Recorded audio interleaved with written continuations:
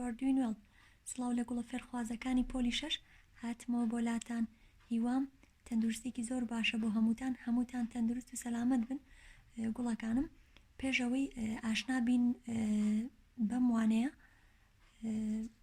لەوانەی ڕابردوودا ئاشنا بووین بە کۆمەڵێک گۆشە و هەروەها ئەو گۆشانی کە لە ساڵانی ڕابردوودا خوێنمان بیرم هێنایتەوە و ئەمڕۆژ بە هەمان شێوە کۆمەڵێک ئەنگڵی نوێ ئەبینین وە فێرە بین چۆن دیاری بکەین و پاشان ئەو لاینانە یاخود ئەو هێڵانی کە لە ساڵانی ڕابردوودا خوێندومانە بیرت ئەهێنمەوە با دەست پێ بکەین. Yes, in the last lesson we studied about some types of angles: right, acute, obtuse, and straight angle. Then we studied about how to determine two vertical angles or pair of adjacent angle, congruent angles, supplementary, complementary angles. Okay, honey students? To remember, line is a straight or curved continuous. So we have some points on it and it has no start point and end point.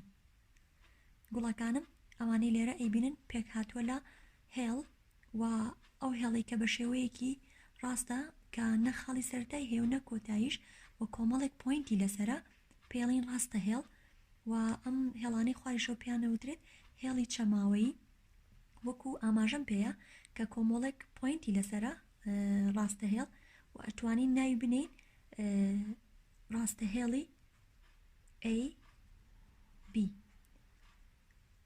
باشە گوڵی من و لە بەشی ڕاستە هێڵە ئێمە چیشمان هەبوو ساڵانی پێشووتر لاین سیگمنت ڕێی کە ئەتوانین لێرە ئێستا ئەمە پارچێک ڕاستە هێڵ دەرکەین هەڵین پارچە ڕاستە هێڵی CB.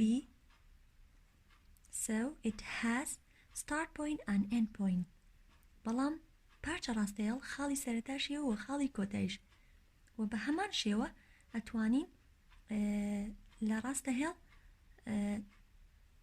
ڕێیمان هەبێ گوڵی من بۆ نمونە ئەمەش ناوێکی لێنین تیشکی MA. It has start point but it has no end point. کەواتە تیشک خاڵی سەرەتای هەیە بەڵام خاڵی کۆتایی نییە و ئەگەر هاتوو ناوی ئەم ڕاستە هێڵەش بنین وتمان بە 2 پوینت ناوێنین یاخود بە پوینتێک بەڵام لێرەیە ئەگەر بێت و بنووسین ڕاستە هێڵی AB بەم شێوە ئەینووسین گوڵی من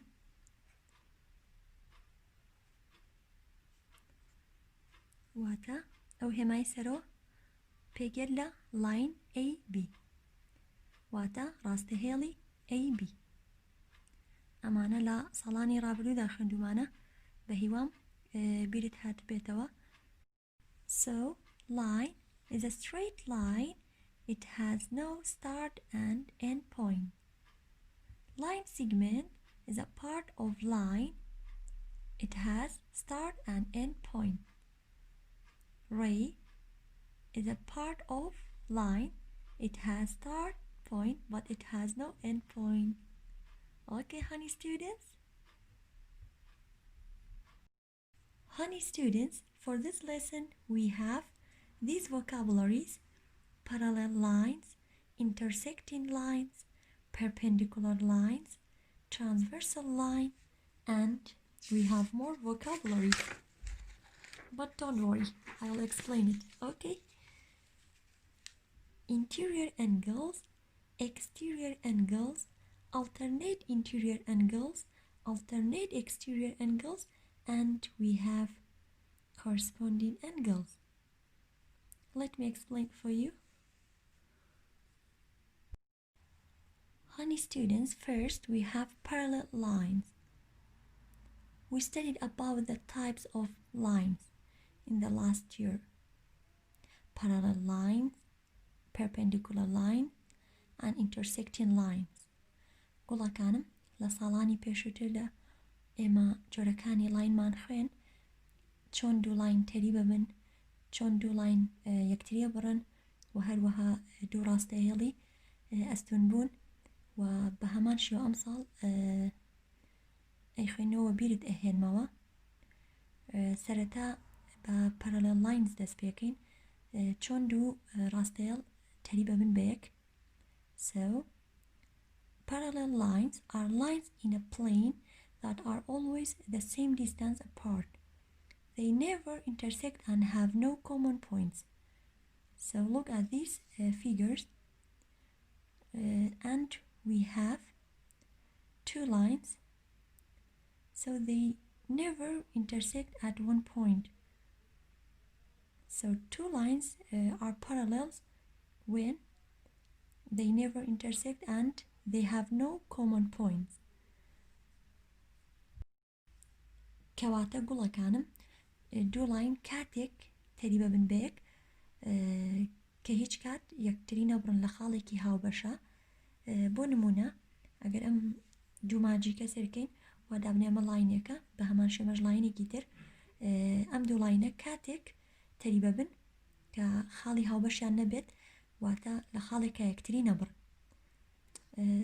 ئەگەر هاتوو لاینێکی ترم هەبێت ئاساییە واتە ئەم ماجیکە پرتەقاڵیە واتە لاینێکی تر بێت واتە ئەم لاینە تەری بە لاینێکی AB و هەروە لاینی AB تەری بە بەچی لاینی CD بە هەمان شێوە ماجیکە پرتەقاڵەکە کەوتمان لاینێکە ئەم لاینەش تەری بەبێ بە لاینی سێم واتە CD باشە کەواتە لەمەوە چیمان بۆ دەرەکەوێت دوو لاینیان زیاتر ئەتوانرێت تەری ببن بە یەک واتە شەر نییە تەنها دوو لاین تەری بێ بە یەک لەوانە سیانمان هەبێت لەوانێ چوارمان هەبێت باشە گوڵی من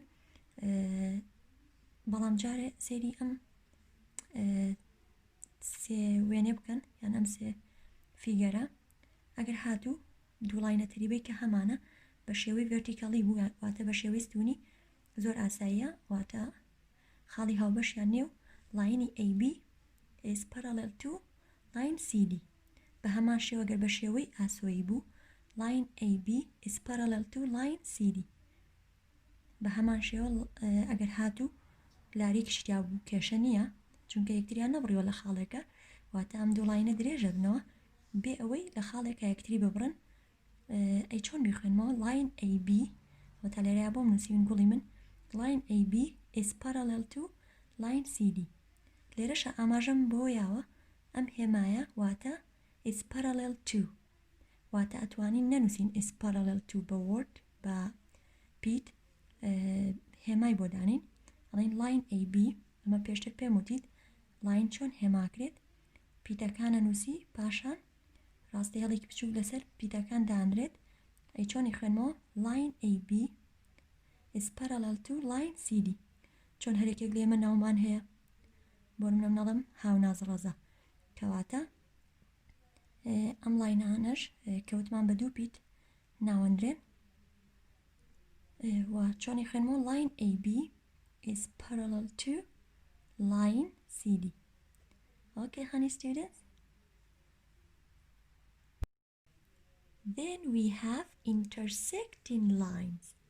So intersecting lines cross at exactly one point.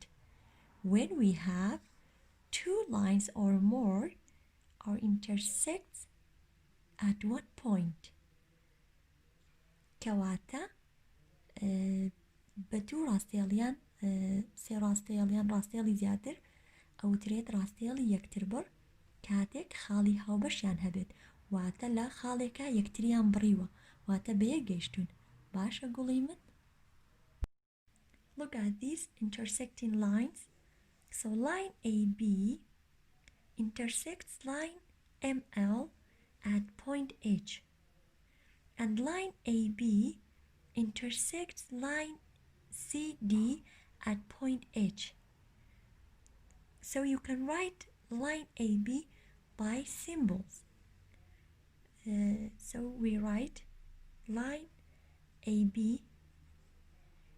you can write by this way. Now we write intersects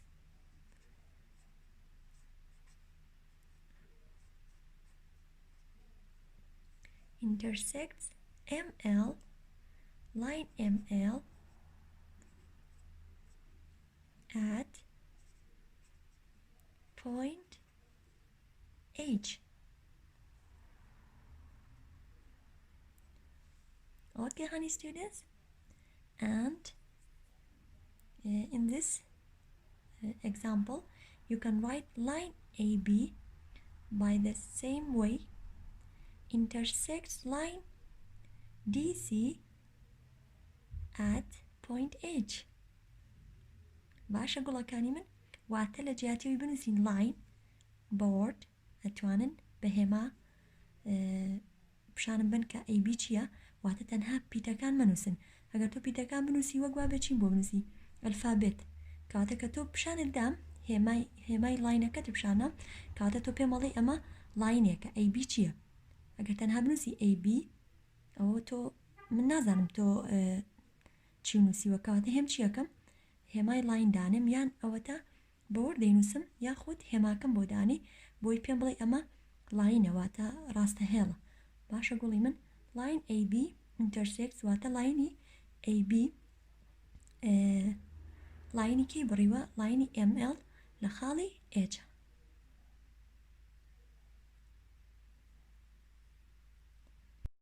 Then we have perpendicular lines. So perpendicular lines intersect to form 90 angles or right angles. Look at these lines. So line RS is perpendicular to line TU. So we can say every perpendicular lines are intersecting lines. گوڵەکانم بە دوو ڕاستەیەڵ ئەوترێت ئەستون بوون، واتە دوو ڕاستەیەڵ لەسەرێک ئەستونە بن کاتێک ئەو ئەنگڵانەی لە ئەنجامی ئەستونبوونی ئەو دوو ڕاستەیەڵە دوورسەبێت گۆشەکانی پێک هاتبێت لە چی لە ڕایت ئەنگڵ، واتە پێوانەی هەرێکێک لەو گۆشانی کە دروست بووە لە ئەنجامی بێگەشتنی و دوو لاینە بریتێ لە 90 degree واتە ڕایت ئەنگڵ. ئەم گۆشەیەکیانە 90 degree. This one is 90 degree. This one is 90 degree. And the other one is 90 degree. کەواتە ئەو چوار گۆشەی کە لە ئەنجامی ئەستونبوونی ئەم دوو ڕاستەیەڵە دروست بووە پێک هاتووە لە ڕایت ئەنگڵ، و ئەتوانین بڵین هەموو ئەستونبوونێک بریتە لە یەکتر بڕین، بەڵام مەرج نییە هەموو یەکتر بڕینێک پێک بێت لە ئەستونبوون. So every perpendicular lines is intersecting line, but we can't say every intersecting lines is perpendicular.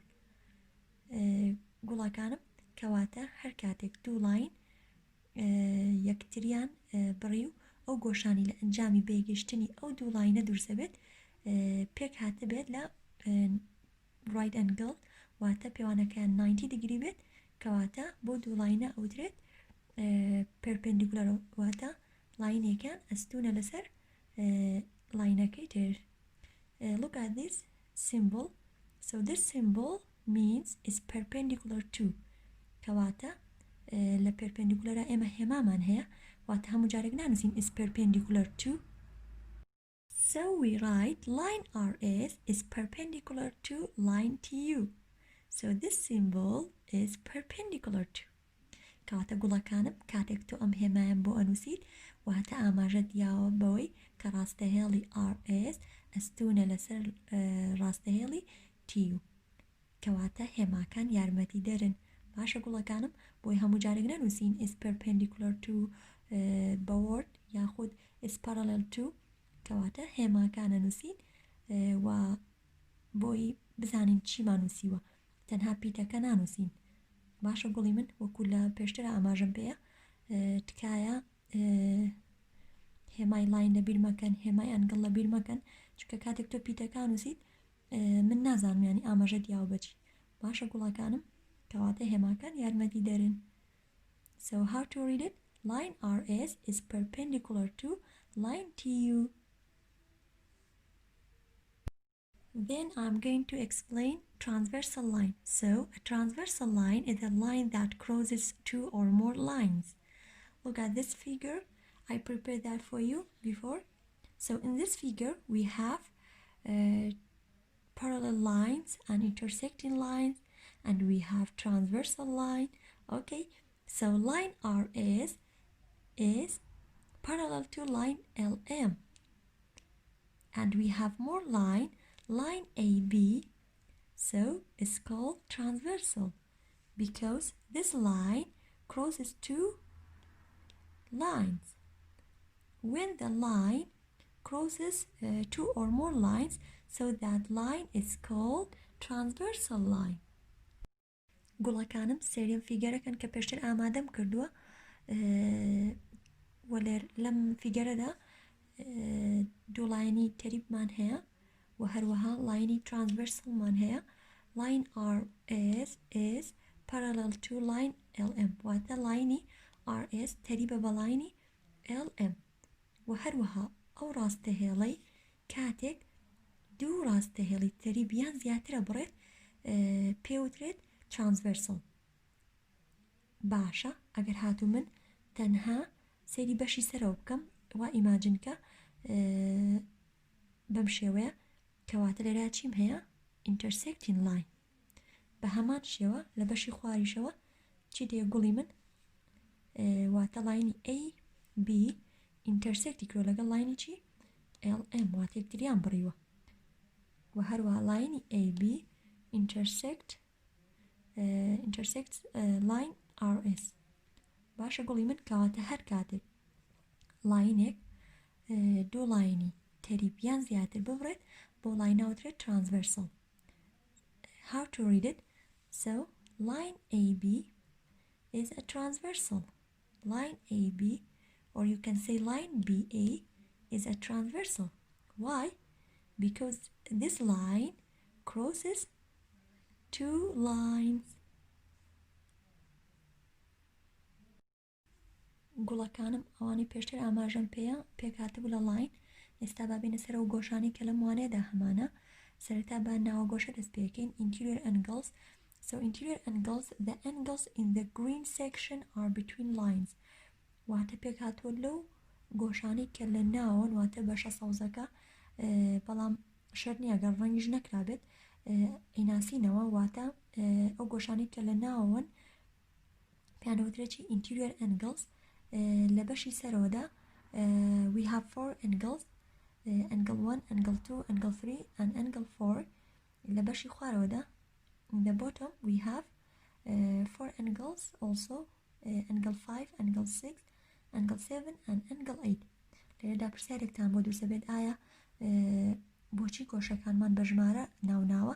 هیچ کێشە نییە ئەتوانین گوڵەکانم گۆشەکان بە پیدانین بۆ منە ئەنگڵی A B C ئەنگڵی چیش بۆ نمونە ئەنگڵی D ئەگەر هاتوو ئێمە تەنها پۆینتەکە لەرا ناوبرین C کەواتە چۆنی خوێنمەوە ئەنگڵی 1 هەڵێم ئەنگڵی R C B کە لە وانەی پێشووتردا خوێندنەوەی گۆشەم بیرهێنایتەوە مانوت ئەنگڵی R و پۆینتەکەش ناوەنین بۆ منە ناوێنین C ئەنگڵی R C B و هەروەها لێرە شاگەرم گۆشەیمان بخێنێتەوە ئەنگڵی S C B یاخود ئەنگڵی B C S و بە هەمان شێوە ئەنگڵەکانی تریش گوڵی من واتە کاتێک گۆشەکان بە ژمارە یاخود بە پیتێک دانین واتە بۆ ناونانە تەنها بۆ ئاسانکاریە گوڵەکانم نەچن ئەم گۆشانە بە پێوانە دانین واتە بڵێن ئەم ئەنگڵیان پێوانەکەی 1 دیگریە یان ئەمان 2 دیگریە گوڵەکەم تەنها ناونانەواتە پێک نەهاتووە لە پێوانە هە دیگریەکەم لەسەر دانەناوە. باشە گوڵی من so we have 8 angle و هەرێکیان بەپێی شوێنەکەی خۆیان ناویان هەیە وەکو سەرتا ئاماژەم پێەیە سەرتا باسی چیم کرد ناوە گۆشە واتە ئەو گۆشانی کە لە ناوەن واتە لە ناوڕاستی چین ئەو لاینانی کە هەمانە. so angle 3, 4, 5 and 6 are interior angles. Then we have exterior angles. So exterior angles, the angles in the blue section are outside of the lines. Look at this figure. So angle angle 1, angle 2, angle 7 and angle 8 are exterior angles because they are outside of the lines. گوڵەکانم کەواتە exterior angles واتە دەرە گۆشە ئەو گۆشانەی کە لە دەرەوەی ڕاستەهێڵەکانن واتە کاتێک ڕاستەهێڵەکان بەیەکەگەن کۆمەڵک دەرە گۆشە دروستە بێت و وەکو ئاماژەم پێیا پێشتر واتە شەرنیانی لە ناو ڕەنگی شینابن. ئێستا ئەم فیگەری من لە ناو دوو ڕەنگی جیاوازایە تەنها بۆ ئەوەی بیناسنەوەیانی گینا ئەگەر هاتو من ئەم فیگەرە لەسەر پەڕێکی سپی بکێشم ئەو ئەنگڵانی کە دەکەوێتە دەرەوەی ڕاستەیەڵەکان بەم شێوەیە پێیان دەوترێت exterior angles واتە دەرەگۆش. باشە گوڵی من کەواتە angle 1, angle 2, angle 7 and angle 8 are exterior angles.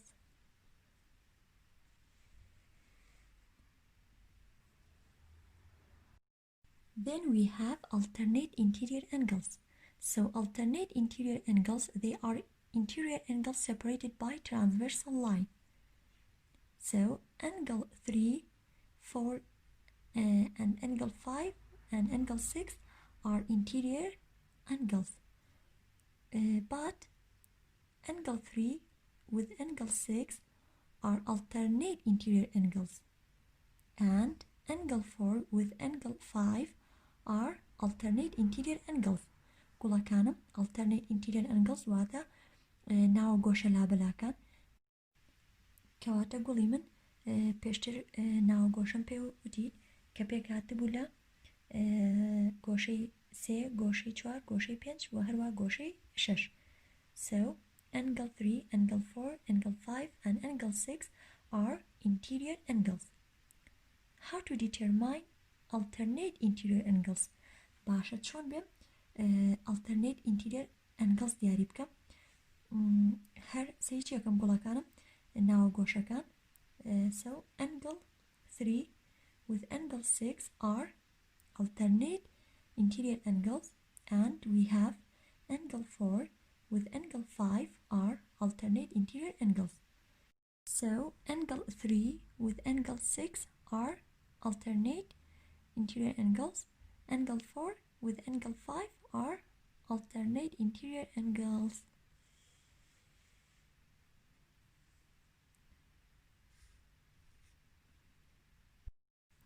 ئەی گوڵەکانم سەبارەت بە alternate exterior angles واتە دەرەگۆشە لابەلاکان ئێمە هێن سێری تەنها چیەکەین دەرەگۆشەکان واتە exterior angleەکان واتە سێری بەشە شینەکاکەن گوڵی من لێرەدا angle 1, angle 2, angle 7 and angle 8 are exterior angles واتە پێکهاتوون لە دەرەگۆشەکان.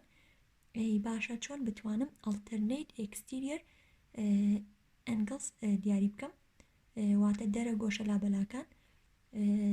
Angle 1 with angle 8 are alternate exterior angles و بە هەمان شێوە angle 2 with angle 7 are alternate exterior angles واتە دەرەگۆشەکان بەکارێنم بەڵام لابەلان و بە هەمان شێوە ئەگەر هاتو من بە گۆشە پێو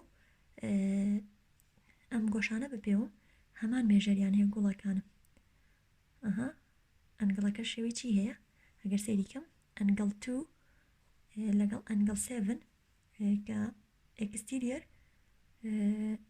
ئەنگڵن و هەروەها alternate exterior ئەنگڵن acute ئەنگڵیشن واتە گۆشەی تیژن.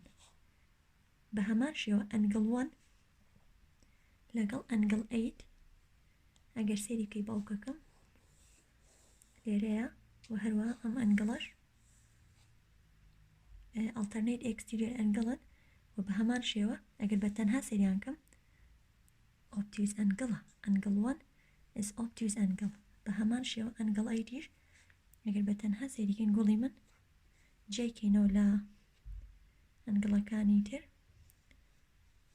بە هەمان شێوە بە باشی بینین کە obtuse ئەنگڵن واتە گۆشەی کراوە کە angle 1 لەگەڵ angle 8 ئەبێت هەمان چیان هەبێت هەمان مێژەر کاتێک ئێمە بە گۆشە پێو بپێوین و بە هەمان شێو congruentیشن واتە جوتن کەواتە exterior angles or you can say alternate exterior angles are congruent. Okay, and they have the same measure. So angle 1 with angle 8 are alternate exterior angles. Angle 2 with angle 7 are alternate exterior angles. Then we have corresponding angles. So corresponding angles, both angles in each pair are on the same side of the transversal line. گوڵەکانم corresponding angles واتە گۆشە هاوجێکان و ئەو دوو گۆشەی پێکەوە هاوجێن دەکەونە یەک لە لای transversalەکە واتە دەکەونە سەر یەک لە. Look at these figures. ئەگەر بێت و سێریم فیگەرانە بکەین corresponding ئەنگڵەکان کە بە ڕەنگە سوورەکە دیاریم کردووە کە یەکێک لە ئەنگڵەکان پێک هاتووە لە exterior ئەنگڵ واتە دەرە گۆشەیەک لەگەڵ ناوە گۆشەیەک پێکاو بن بەچی corresponding angles بە هەمان شێوە ئەگەر سێم فیگەرە بکەین یەکێکیان دەرە گۆشەیە ئەوەی تریان ناوە گۆشەیە. So this one is interior angles and this one is exterior angles. So they are corresponding angles. دەست خۆش کەواتە corresponding angle هەردووکیان دەکەونە یەک لە و یەکێکیان ناوە گۆشەیە ئەوەی تریان دەرە گۆشەیە بەڵام ناتوانین بڵین ئەمە و ئەمەیان. باشە گوڵی من تەنها ئەکەونە یەک لە و یەکێکیان ناوە گۆشەیە یەکیان دەرە گۆشەیە. ئەگەر سەیری ئەم لا بکەین گوڵەکانم لای ڕاست ئەمەیان دەرە گۆشەکەیە ئەمەیان ناوە گۆشەکەیە و بە هەردووکشیانە وترێت گۆشەی هاوجێ بوون. ئەگەر سەیری ئەمەی کۆتا بکەین بە هەمان شێوە یەکێکیان ناوە گۆشەیە ئەوەی تریان دەرە گۆشە بە هەردووکشیانە وترێت corresponding angles. ئەگەر هاتوو هەموو فیگەرەکان بێکەوە سێرکەین گوڵەکانم سێری ئەو ڕەنگانە بکەن کە وەکو یەکە دوو ڕەنگە سەوزەکە بێکەوچین corresponding angles بە هەمان شێوە دوو ڕەنگە سوورەکە جار سێرم لایە ناکەین چونکە وتمان corresponding angle چۆن دیاریەکەین ئەکەونە یەک لە و یەکێکیان دەرە گۆشەیە ئەوەی تریشیان ناوە گۆشەی. ئەم ڕەنگە سەوزە لەگەڵ ئەمەیان گوڵەکەم یعنی ئەنگڵە سەوزەکان بەیەکەوە سێرکە are corresponding angles بە هەمان شێوە ڕەنگە سوورەکە are corresponding angle. گوڵەکانم ئەگەر دیقەت بن ئەو ئەنگڵانی کە correspondingن بەیەکواتە هاوجێن بە هەمان شێوە دەرە گۆشەکە لەگەڵ ئەمەی ناوە چیشە ئەکوید ئەنگڵەواتە گۆشەی تیژە بە هەمان شێوە ڕەنگە سوورەکە سێرکە کە بە یەکەوە هاوجێن بە هەمان شێوە هەردووکیان چین obtuse واتە هەرێکیان بەجیا سێرکەین obtuse ئەنگڵ. وایە گوڵی من ئەگەر سێری لای چەپیشکەین بە هەمان شێوە دەرە گۆشەیەک لەگەڵ ناوە گۆشەیەک کە کەوتونەتە هەمان لە corresponding ئەنگڵن واتە گۆشەی هاوجێن و بە هەمان شێوە گۆشەی چیم هەیە کراوە obtuse ئەنگڵ و بە هەمان شێوە